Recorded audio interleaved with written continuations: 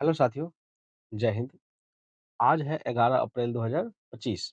तो हम लोग 11 अप्रैल से संबंधित जितने भी करंट अफेयर्स क्वेश्चन बन सकते हैं, सभी का अध्ययन करेंगे और उससे संबंधित फैक्ट को विस्तार से चर्चा करेंगे। तो चलिए शुरू करते हैं। आज का हमारा पहला क्वेश्चन है, उत्तराखंड के मुख्यमंत्री पुष्कर सिंह धामी ने किस उद्देश्य से भगीरथ मोबाइल ऐप लॉन्च किया है? ठीक है। तो हमारा ऑप्शन है पर्यटन को बढ़ावा देने के लिए, रोजगार योजनाओं के लिए, जल संरक्षण अभियान के तहत या फिर शिक्षा सुधार के लिए। तो इसका जो आंसर हो जाएगा वो हो जाएगा जल संरक्षण अभियान के तहत। ठीक है। अब चलिए इससे संबंधित हम लोग फैक्ट को जानेंगे। तो उत्तराखंड के वर्तमान मुख्यमंत्री पुष्कर सिंह धामी है, नहीं, जिन्होंने 4 जुलाई 2021 को पदभार ग्रहण किया था। राज्य के वर्तमान राज्यपाल लेफ्टिनेंट जनरल जो सेवानिवृत्त गुरमीत सिंह है, जिन्होंने 14 सितंबर 2021 को पदभार संभाला था। देखिए, उत्तराखंड की शीतकालीन राजधानी देहरादून और ग्रीष्मकालीन राजधानी जो है भराड़ीसेन है। ठीक है। हमारा नेक्स्ट क्वेश्चन है, आईआईएम अहमदाबाद ने वैश्विक विस्तार की दिशा में नया परिसर कहाँ खोलने की घोषणा की है? हमारा ऑप्शन है न्यूयॉर्क, लंदन, दुबई या फिर सिंगापुर। तो इसका आंसर हो जाएगा दुबई। ठीक है। देखिए, आईआईएम अहमदाबाद ने दुबई में नया अंतर्राष्ट्रीय कैंपस खोलने की घोषणा की है। यह आईआईएम ए का पहला ग्लोबल कैंपस होगा जो भारत के बाहर स्थापित किया जा रहा है। इस कदम से भारतीय प्रबंधन शिक्षा को वैश्विक स्तर पर नई पहचान मिलेगी। दुबई में नया परिसर खोलने का उद्देश्य इंटरनेशनल स्टूडेंट्स को आकर्षित करना है। आईआईएम अहमदाबाद की स्थापना 1961 में हुई थी और यह भारत के प्रमुख बी स्कूल्स में से एक है। हमारा नेक्स्ट क्वेश्चन है, 2025 में भारत की पहली यूनिकॉर्न यूनिकॉर्न कंपनी कौन बनी है? हमारा ऑप्शन है फोन पे, राजोर पे, जस पे या फिर पेटीएम। तो इसका आंसर हो जाएगा जस पे। ठीक है। चलिए इससे संबंधित फैक्ट को हम लोग जानते हैं। तो जस पे एक भारतीय फिनटेक कंपनी है जिसकी स्थापना 2012 में विमल कुमार और शीतल लालवानी ने की थी। इसका मुख्यालय बेंगलुरु भारत में स्थित है। और बात करेंगे कंपनी, तो कंपनी संबंधित सीईओ के बारे में जान लेते हैं। ठीक है, जो करंट अफेयर्स के लिए इम्पोर्टेंट है। नहीं, तो देखिए, गूगल का सीईओ है सुंदर पिचाई, माइक्रोसॉफ्ट का सीईओ है सत्या नडेला, एप्पल का है टिम कुक, अमेजन का है एंडी जेसी, मेटा का है मार्क जुकरबर्ग, टेस्ला या स्पेस एक्स या फिर एक्स का कौन है? एलन मस्क है या फिर लिंडा यारकोनी है। आगे है इस क्वेश्चन। देखिए, नेस्कॉम का है अपूर्णा श्रीवास्तव, एचडीएफसी बैंक का है सरमेथा मुखर्जी, पेटीएम का है विजय शेखर शर्मा, टाटा ग्रुप का है एन चंद्रशेखरन, रिलायंस इंडस्ट्रीज का है मुकेश अंबानी। ठीक है। ये सीईओ नहीं है, ये क्या है? चेयरमैन या एमडी के पद पर है। अडानी ग्रुप का है गौतम अडानी, यह भी सीईओ नहीं है, ये क्या है? चेयरमैन है।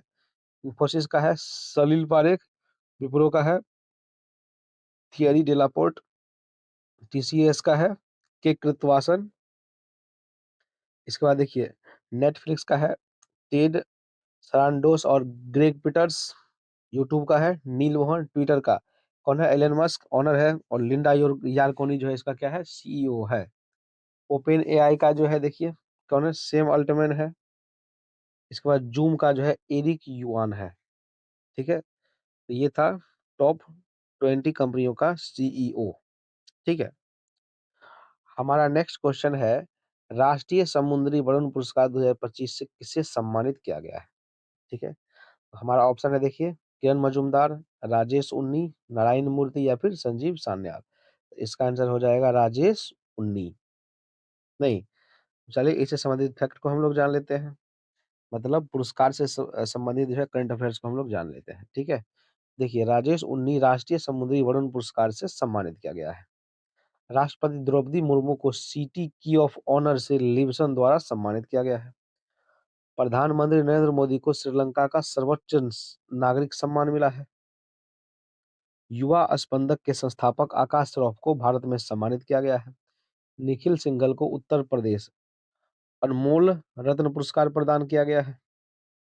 देखिए, प्रसिद्ध इतिहासकार मायना स्वामी को उगादी पुरस्कार से नवाजा गया है। हिंदी के लेखक विनोद कुमार शुक्ल को प्रतिष्ठित साहित्यिक सम्मान प्राप्त हुआ है। मूर्तिकार राम सुतार को महाराष्ट्र भूषण पुरस्कार दिया गया है। नहीं। और विजय शंकर को डेनमार्क की ओर से नाइट क्रॉस सम्मान मिला है। देखिए, हमारा नेक्स्ट क्वेश्चन है, लंदन के सिंस इन द स्क्वायर में किस बॉलीवुड जोड़ी की प्रतिमा लगाई जाएगी? तो हमारा ऑप्शन है, देखिए, अमिताभ रेखा, रणबीर दीपिका, अमीर जूही या फिर शाहरुख काजोल। तो इसका आंसर क्या हो जाएगा? शाहरुख काजोल हो जाएगा। ठीक है। हमारा नेक्स्ट क्वेश्चन है, हाल ही में जारी आवधिक श्रम बल सर्वेक्षण पीएलएफएस के अनुसार भारत में बेरोजगारी दर कितनी दर्ज की गई है? तो हमारा ऑप्शन है, देखिए, 5.3%, 4.9%, 6.1% या फिर 5.8%। तो इसका आंसर हो जाएगा 4.9%।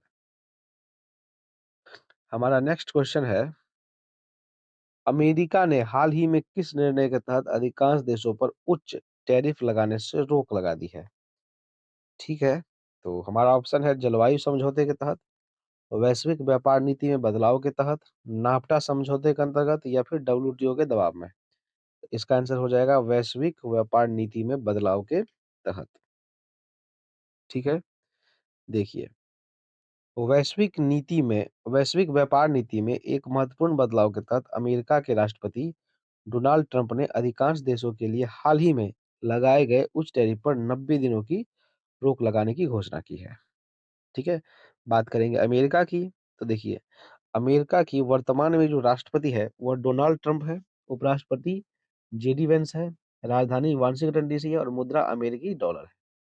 चलिए, लगे हाथ भारत का भी बात कर ले। तो भारत का राष्ट्रपति कौन है? द्रौपदी मुर्मू है। उपराष्ट्रपति जो है जगदीप धनखड़ है। प्रधानमंत्री नरेंद्र मोदी है। भारत में कोई अभी उप प्रधानमंत्री नहीं है। और राजधानी भारत का क्या है? नई दिल्ली है। भारत की मुद्रा जो है क्या है? भारतीय रुपया है। ठीक है। चलिए, हमारा नेक्स्ट क्वेश्चन है, हाल ही में नेपाल राष्ट्र बैंक की कार्यवाहक गवर्नर के रूप में किसे नियुक्त किया गया है? ठीक है। तो हमारा ऑप्शन है, सुरेश आचार्य, नीलम धुंगाना, रामकृष्ण यादव या फिर संजय शर्मा। तो इसका आंसर हो जाएगा नीलम धुंगाना। ठीक है। देखिए, नेपाल के वर्तमान प्रधानमंत्री केपी शर्मा ओली है, जो 15 जुलाई 2025 से पद पर है। राष्ट्रपति जो है रामचंद्र पौडेल है, जिन्होंने 23 मार्च 2023 को पदभार ग्रहण किया था। नेपाल की जो मुद्रा है वो नेपाली रुपया है, जिसे 1932 में शुरू किया गया था। नहीं। और नेपाल की राजधानी काठमांडू है, जो देश का सबसे बड़ा शहर भी है। हमारा नेक्स्ट क्वेश्चन है, ब्रिटेन और फ्रांस के रक्षा मंत्रियों ने यूक्रेन में सेना तैनात करने की योजना पर चर्चा करने के लिए किस अंतर्राष्ट्रीय मंच पर बैठक बुलाई है?